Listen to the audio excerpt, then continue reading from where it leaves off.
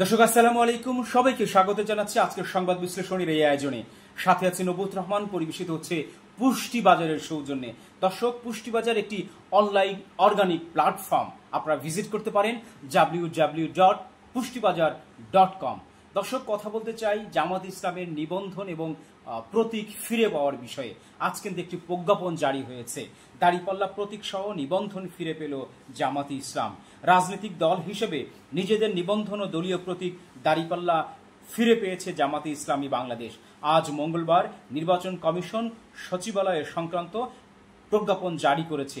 এর আগে উচ্চ আদালতের রায়ের পরিপ্রেক্ষিতে 4 জুন জামাতে ইসলামের নিবন্ধন ও দলীয় প্রতীক ফেরত দেওয়ার সিদ্ধান্ত নিয়েছিল ইসি।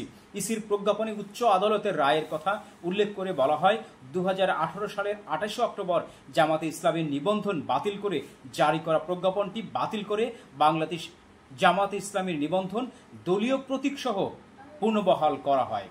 4 জুন বৈঠক করে জামাতের নিবন্ধন ও প্রতীক ফিরিয়ে দেওয়ার সিদ্ধান্ত নিয়েছিল নির্বাচন কমিশনার। সেদিন নির্বাচন কমিশনার আবুল ফজল মোহাম্মদ সানাউল্লাহ সাংবাদিকদের বলেছিলেন, অতি সত্বর জামাতে ইসলামী তাদের নিবন্ধন ফেরত পাবে। সে ব্যবস্থা ইসি গ্রহণ করেছে। তবে দলীয় প্রতীকের ক্ষেত্রে একটি দাপ্তরিক প্রক্রিয়া আছে, এর জন্য একটু সময় লাগবে। জামাতে ইসলামী তাদের দলীয় প্রতীক দাড়িপাল্লা ফিরিয়ে দেওয়ার জন্য ইসির কাছে আবেদন করেছিল। ইসি বিশদভাবে আলোচনা করেছে। এ বিষয়ে বিবেচনা না হয়েছে তার মধ্যে আছে স্কার্সকো এন্টে বলতে কি বোঝায়, অর্থাৎ 2013 সালে জামাতের দলীয় নিবন্ধনের সঙ্গে প্রতীক ছিল, সেটি বিবেচনা নেওয়া হয়েছে। এছাড়া গণপ্রতিনিধিত্ব আদেশের সংশ্লিষ্ট ধারাও বিবেচনায় নেওয়া হয়েছে। 2008 সালের নভেম্বরে জামাতকে নিবন্ধনের সনদ দেয় নির্বাচন কমিশন ইসি। রাজনৈতিক দল হিসেবে জামায়াতের ইসির দেওয়া নিবন্ধনের বৈধতা চ্যালেঞ্জ করে 2009 সালে রিট করেন সৈয়দ রেজাউল হক চাঁদপুরী সহ 25 ব্যক্তি। চূড়ান্ত শুনানি নিয়ে সংখ্যাগরিষ্ঠ মতের ভিত্তিতে জামাতের নিবন্ধন অবৈধ ঘোষণা করে 2013 সালের 1 আগস্ট রায় দেন হাইকোর্টের 3 সদস্যের বৃহত্তর বেঞ্চ। একই সঙ্গে আদালত এই রায়ের বিরুদ্ধে আপিল করার সনদ দেন, যা এই বছরই আপিল হিসাবে রূপান্তরিত হয়। পাশাপাশি হাইকোর্টের রায়ের বিরুদ্ধে 2013 সালে নিয়মিত লিভ টু আপিল হাইকোর্টের রায় ঘোষণার পরপরই তা স্থগিত চেয়ে জামায়াত আবেদন করে, যা 2030 সালে 5 আগস্ট খারিজ করে দেন আপিল বিভাগের তৎকালীন চেম্বার বিভাগীয় বিচারপতি AKM শামসুদ্দিন চৌধুরী। এরপর বাংলাদেশ জামাত ইসলামীর নিবন্ধন বাতিল করে 2018 সালের 7 ডিসেম্বর প্রজ্ঞাপন জারি করে নির্বাচন কমিশন ইসি। অর্থাৎ দেখা যাচ্ছে জামাত ইসলাম বিভিন্ন চড়াই উতরাইয়ের মধ্য দিয়ে কিন্তু তাদের রাজনৈতিক দিনগুলো পার করছে। জামাত ইসলাম বাংলাদেশের ইসলামী রাজনৈতিক দলগুলোর মধ্যে অন্যতম একটি রাজনৈতিক দল। তাদের কিন্তু 17 বছর বিভিন্ন সমস্যার মধ্যে তারা দিয়েছে, দলকে টিকিয়ে রাখার জন্য চ্যালেঞ্জ গ্রহণ করতে হয়েছে। কিন্তু তারা ইসলামের আইন বিশ্বাস করে, ইসলামকে বিশ্বাস করে এবং মানবতাকে বিশ্বাস করে। তাদের কিন্তু এই যে চিন্তাধারা, এই যে অবস্থা, সেইখান থেকে কিন্তু পরিবর্তন হয়নি। তাদের দলগুলো কিন্তু তাদের অঙ্গ সংগঠনগুলো কিন্তু গুছিয়ে এনেছে, কোনোভাবে তারা তাদের দলগুলোকে ভাঙতে দেয়নি। বিগত ফ্যাসিস্ট সরকারের আমলে, পেশি শক্তির আমলেও কিন্তু এই দল কখনোই বিখণ্ডিত হয়নি। তারা বিভিন্ন চড়াই উতরাইয়ের মধ্য দিয়ে দিন কাটিয়েছেন। এখন তো তাদের সুসময়।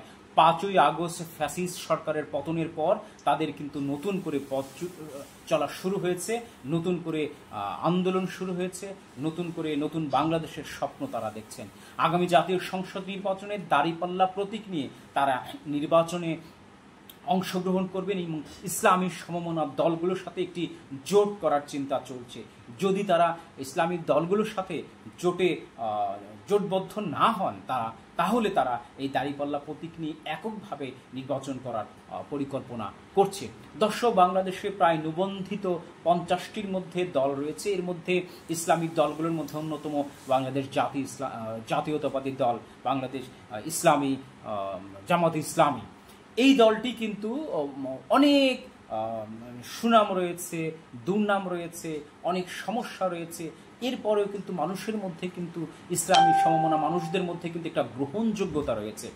দর্শক, আপনারা নিশ্চয়ই মনে আছেন 1-11-এর সরকার যখন ক্ষমতায় আসলো, তারা ক্ষমতার মসনদে আসলো, সবগুলো রাজনৈতিক দলগুলোর মধ্যে থেকে কিন্তু দুর্নীতিবাজ নেতাকর্মীদের কিন্তু তারা আটক করেছিল এবং কারাভোগ করতে হয়েছিল, সাজা দিয়েছিল তারা। কিন্তু আমরা দেখতে পেয়েছিলাম সেই সময় কিন্তু এই বাংলাদেশ জামাতে ইসলামীর মধ্যে থেকেও চুলচেরা বিশ্লেষণ করা হয়েছিল, চিরুনি অভিযান শুরু করা হয়েছিল, কিন্তু একজনকেও কিন্তু তারা পাকড়াও করতে পারেনি, আটক করতে পারেনি। এর কারণ হলো তাদের মধ্যে দুর্নীতি খুঁজে পায়নি। তারা কিন্তু 4 দলীয় জোট সরকারের সাথে কিন্তু জোটবদ্ধ হয়ে তারা ক্ষমতায় ছিল, অর্থাৎ বিএনপির সাথে জোটবদ্ধ হয়ে তারা ক্ষমতায় ছিল এবং তাদের 2 জনকে মন্ত্রিত্ব পদ দেওয়া হয়। একজন নিজামী সাহেব, পাবনার নিজামী সাহেব, তিনি কৃষিমন্ত্রী ছিলেন, এরপরে শিল্পমন্ত্রী হলেন। এরপরে আলী হাসান মোহাম্মদ মুজাহিদ, তিনি সমাজ কল্যাণ মন্ত্রী ছিলেন।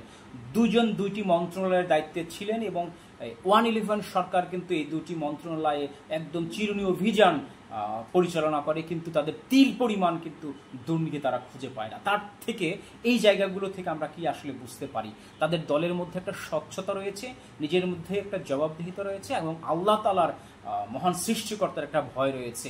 কারণ তাদের কোনো দুর্নীতি কিন্তু এই মন্ত্রণালয়ে খুঁজে পাওয়া যায়নি। ইভেন সেই জায়গাগুলোতে নিজেদের দলের লোকজনকে তারা যে ইনভলভ করা, তাদেরকে একটা চাকরি দেওয়া, সেই কাজগুলোও তারা করে যায়নি। এ থেকে কিন্তু আমরা বুঝতে পারি যে এই দলের মধ্যে একটি জবাবদিহিতা রয়েছে। দর্শক, আগামী নির্বাচনে দেখা যাক দেশের মানুষ, জনগণ কিভাবে তাদেরকে রায় প্রদান করেন, কতটুকু বেছে নেয় দাঁড়িপাল্লা প্রতীককে এবং জামাত ইসলামকে। দর্শক, কথা হবে, দেখা হবে আগামী আয়োজনে।